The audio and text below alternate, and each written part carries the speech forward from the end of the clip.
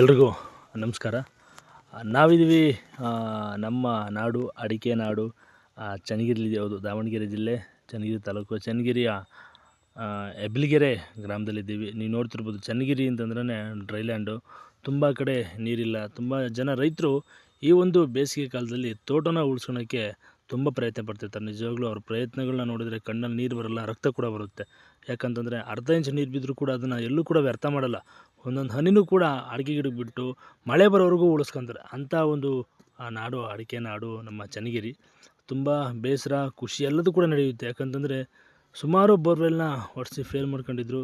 ಹಾಗಾಗಿ ತೋಟ ಕಟ್ಟೋಕ್ಕಾಗಲ್ಲ, ಅಕ್ಕಪಕ್ಕದಲ್ಲೆಲ್ಲ ನಿಮ್ಗೆ ಇಲ್ಲಿ ತೋಟ ಕಟ್ಟೋಕ್ಕಾಗಲ್ಲ ಅಂತ ಹೇಳಿದರು. ಆಯಿತು, ನೋಡೇ ಬಿಡೋಣ, ಅದೇನಾಗುತ್ತೋ ಆಗಲಿ ಅಂತೇಳಿ ಶರಣ್ಯನ ಮೊರೆ ಬಂದು ಕೇಳ್ಕೊಂಡ್ರು. ಅದೇ ರೀತಿ ಕೂಡ ಶರಣ್ಯ ಅವರಿಗೆಲ್ಲ ಆಶೀರ್ವಾದ ಮಾಡಿ, ಲಾರಿಗೆ ಆಶೀರ್ವಾದ ಮಾಡಿ ಶರಣ್ಯ ಹೋಗಿದ್ದೆ ರೈತರ ಜಮೀನು ಹತ್ರ. ಹೌದು, ಶರಣ್ಯ ತನಗೆ ಬೇಕಾದಂತಹ ಜಾಗನ ಹುಡುಕೊಂಡು ತನಗೆ ಬೇಕಾದಂಥ ಸ್ಥಳದಲ್ಲಿ ಮಣ್ಣನ್ನು ತಿಂದು, ನೀವು ನೋಡ್ತಿರ್ಬೋದು, ತುಂಬ ಜನ ಬಂದಿದ್ದಾರೆ ಶರಣ್ಯ ಯಾವ ಥರ ಬೋರ್ವೆಲ್ ಪ್ಲಾನ್ ಮಾಡ್ತಾನೆ ಅಂತೇಳಿ.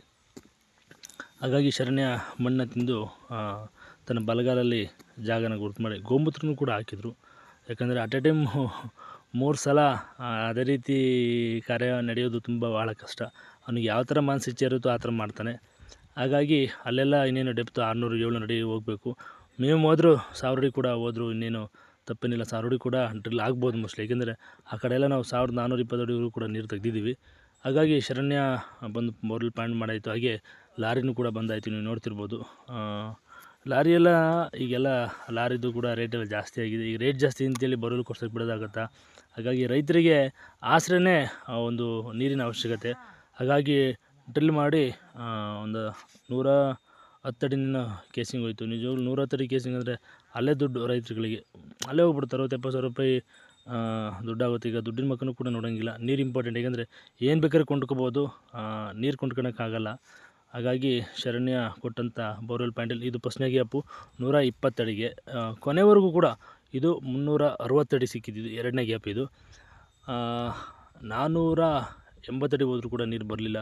560 ಅಡಿ ಹೋದರೂ ಕೂಡ ನೀರು ಬರಲಿಲ್ಲ. 580 ಅಡಿ ಹೋದರೂ ನೀರು ಬರಲಿಲ್ಲ. 595 ಅಡಿಗೆ ಬಿದ್ದಂಥ ನೀರು ಇದು. ನೀವು ನೋಡ್ತಿರ್ಬೋದು, ಕೊರೆಯೋಕ್ಕಾಗದಿರೋಷ್ಟು ಒಂದು ದೊಡ್ಡ ಗ್ಯಾಪ್. ಮೂರನೇ ಗ್ಯಾಪ್ ಇದು. 120 ಅಡಿ, 360 ಅಡಿ, 595 ಅಡಿ ಇದು ನೀರು ಬಿದ್ದಂಥ ಒಂದು ಕುರುಹು. ನಿಜವೂ ಬಹಳ ಖುಷಿಯಾಯಿತು. ಅಷ್ಟು ನೀರು ಕೊಟ್ಟಂಥ ಶರಣ್ಯನಿಗೆ ತುಂಬ ಹೃದಯ ಧನ್ಯವಾದಗಳನ್ನ ಹೇಳ್ತಾಯಿದ್ದೀನಿ. ಎಲ್ರಿಗೂ ಕೂಡ ಒಳ್ಳೆಯದಾಗಲಿ. ಜೈ ಶರಣ್ಯ, ಜೈ ಶರಣ್ಯ, ಜೈ ಶರಣ್ಯ.